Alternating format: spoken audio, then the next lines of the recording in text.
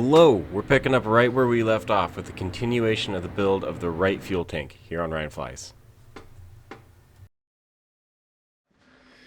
So the outboard rib has a couple holes. One will be plugged, so to speak, by a metal plate, and that's in the tip of the rib. There's one towards the rear of the rib that needs to be plugged by either a rivet, an oversized rivet, or a metal plate, or somehow. I had ordered some oversized rivets. They're delayed, and I don't want to wait because I'm impatient. So I'm going to take the second route outlined by the plans and instructions and create some metal plates to go over that now. This thing still scares me to death, but it sure is handy for cutting holes in aluminum.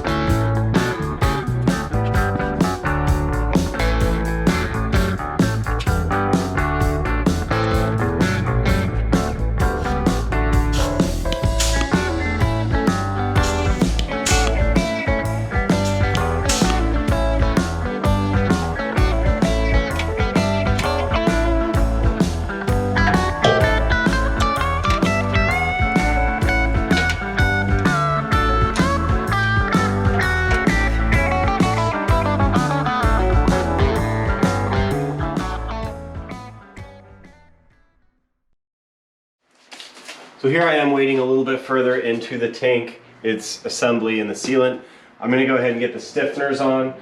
These are pretty straightforward. They are back riveted. It should be a lot easier than what I dealt with on the fuel filler flange. I got about a dozen of them here. I'm going to go ahead and put the rivets in, get them taped, and then just shoot rivets. Yeah.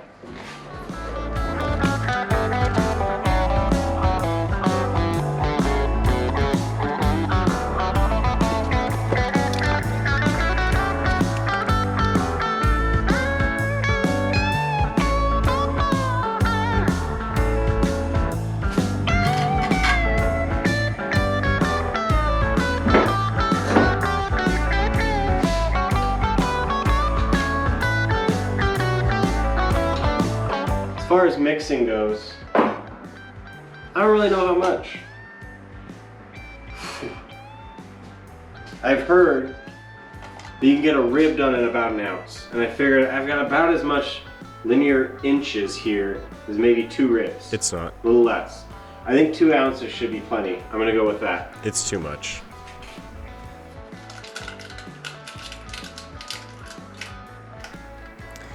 Once again, to fill folks in, the tank sealant is a 10-to-1 mixture ratio and is mixed by weight. So you see me there weighing out 10 parts of the white on a scale to 1 part of the black.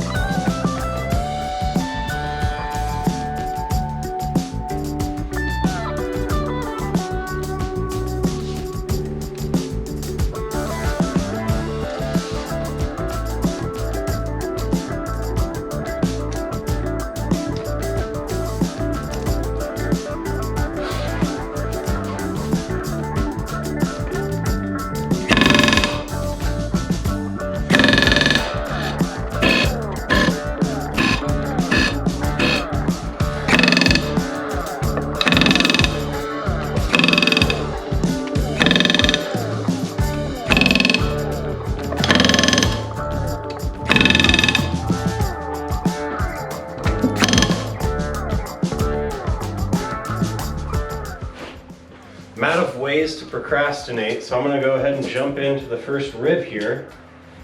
I'm gonna do one rib to start. Let's get the first rib in this tank.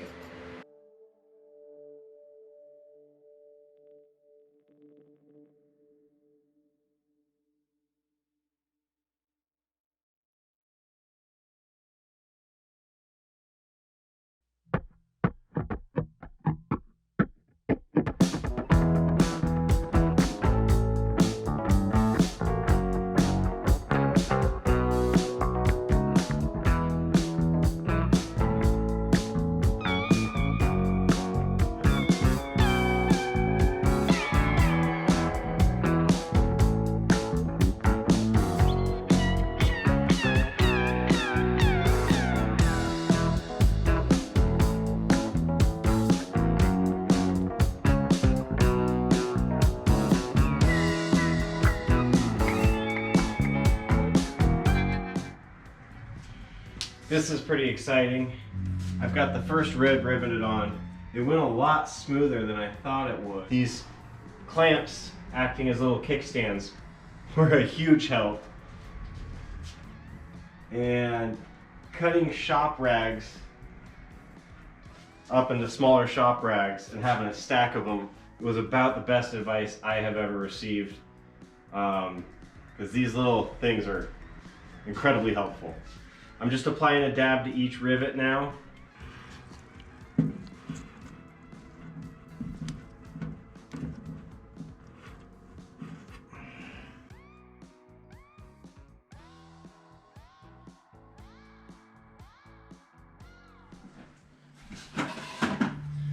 That was cool. Everything's clean, which is important, and that put me, after cleaning, about the 1.5 hour mark per rib. I maybe can cut it down to an hour, but who's rushing? That means I certainly got my work cut out for me, and I'm also not real confident in taking on more than one rib at a time. I'd just be scared that the goop would get too hard. So I'm gonna clean up my space a little bit and then break it all down and do another one. But this is really exciting. This is super cool. I'm making gas tanks.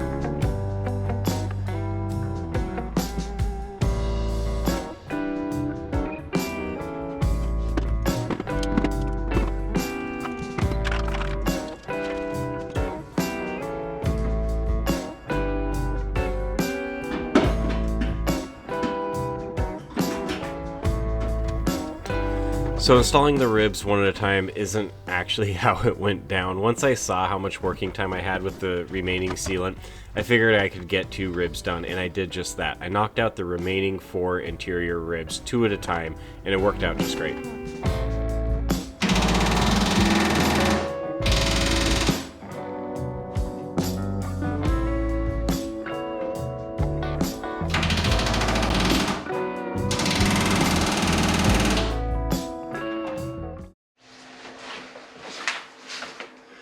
All of the interior ribs are done, which is great, because that means for the rest of this tank, for the most part, no more rivet gun. Everything else can be squeezed, and I'm very excited about that. I'm going to go ahead and switch gears now and start prepping the outboard end rib for installation. So that includes putting in that little patch I had made and inserting the tip doubler so that we can then seal it up and stick it in.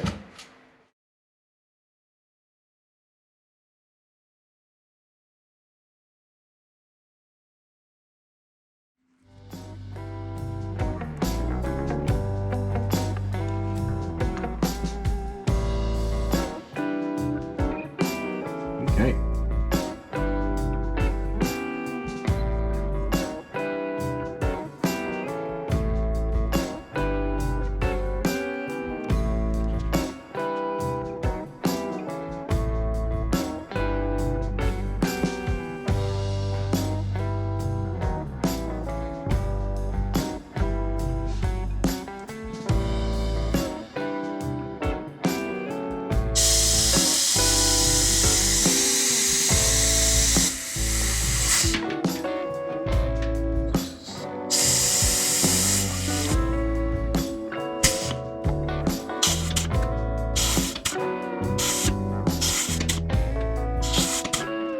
So it's squeezed out all around. That's what we want to see.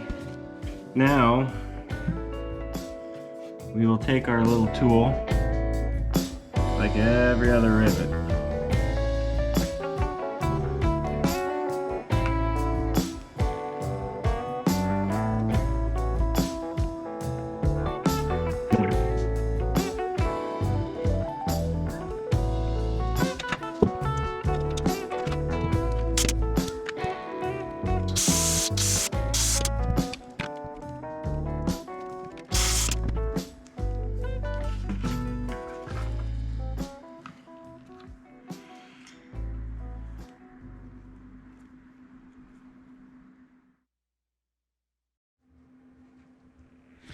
So I have here my sealant on the inside edge of this outboard rib.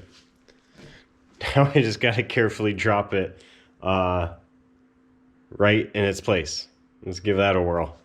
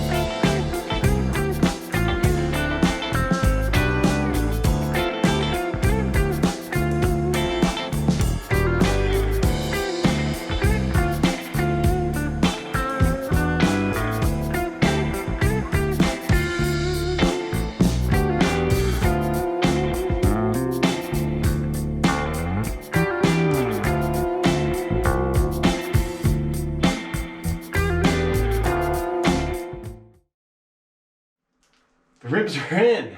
That last one, boy, that was rough. I got it gooped up with the tank taffy all wrapped around it, and I started putting it in, and I realized I hadn't dimpled it yet.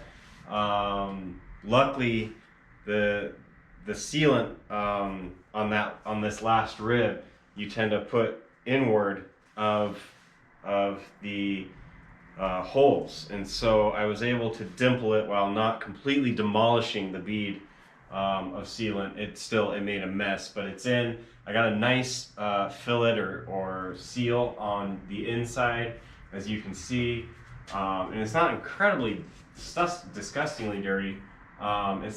It's not quite as clean as I would like, but hey. So yeah, there it is. It's been a long road. Now, before we put the baffle on, I got fun stuff to do inside. I gotta run vent lines, which I'm kind of excited about, and I gotta mess with our fuel float and the fuel senders, so that we have a working fuel gauge. So I'm gonna get to that. Before we work on sealing the tank up, as I mentioned, I got some things to put inside the tank. The first of which I'm gonna work on is this fuel sender, fuel gauge, which works with a float, and so pretty simple mechanical system. I've gone ahead and countersunk the access hatch already. I'm going to get some nut plates on there. I'll get it screwed in, and then we'll bend this piece to make sure the geometry works with the tank. I want to take a moment to talk about my fuel system, because there was a lot of decisions I made along this path, and they weren't what I initially thought I would do. You have the opportunity to go a lot of different ways with your fuel system and with the components you're putting into the fuel tank. Things like what type of fuel senders, float or capacitive. Do you need fuel return lines? There's many more. and I labored over a lot of these decisions. One such decision is inverted tanks. When I first started, I was like, hells yeah, we're doing inverted tanks. I'm going to fly this thing upside down like 95% of the time.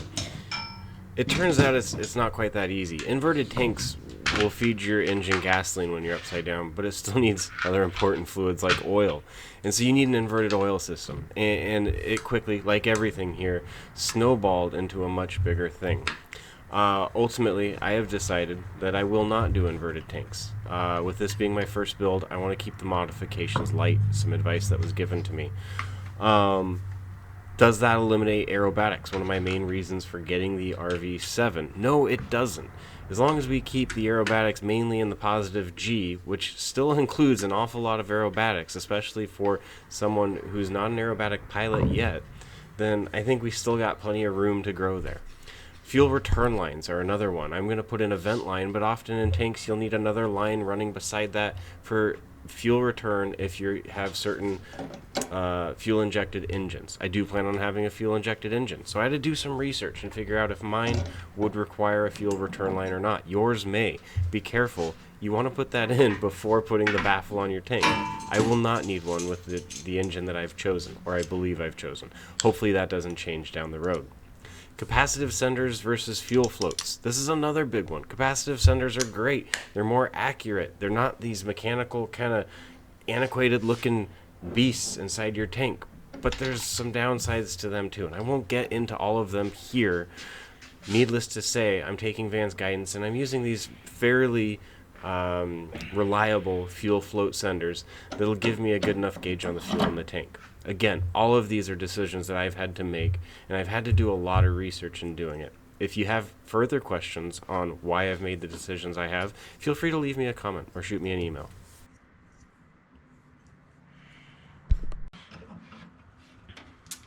Okay, this is pretty neat. This is the fuel float that will float with the level of the fuel. When the tank is full up here, this should give me about 30 to 32 ohms of resistance.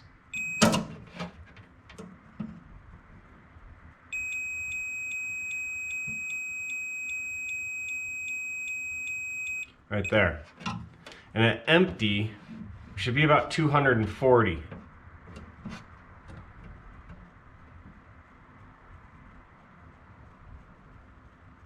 Yeah, looks like it's working. Okay, now these next pieces are ones that I think are just super cool, because I'm a nerd. But this is the fuel pickup. We've got an elbow fitting here. It'll get a washer and some sealant. Yeah, we're not done with the sealant yet. This will have a nut on this side.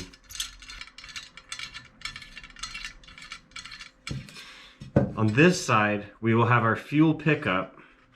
And then we'll go this to secure that. And then this will be on the fuel pickup. We'll rotate it up into place. And that will get riveted on right there to make sure that this nut never comes loose.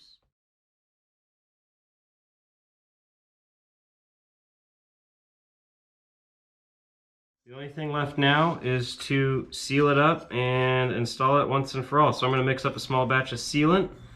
A little rough on the bend, but I'm getting the hang of it. This part came out really well. I like how that looks. Next one will be better in here. Let's make some sealant, get this installed, then onto the vent line. Ever notice in these videos when I just randomly check my phone? It's usually because one of you has liked my video or sent me a comment, and I love hearing from you, and I just can't wait to pull it out of my pocket and see what's going on. So, now's your reminder. If you're enjoying this, give me a thumbs up or send me a comment. Thank you.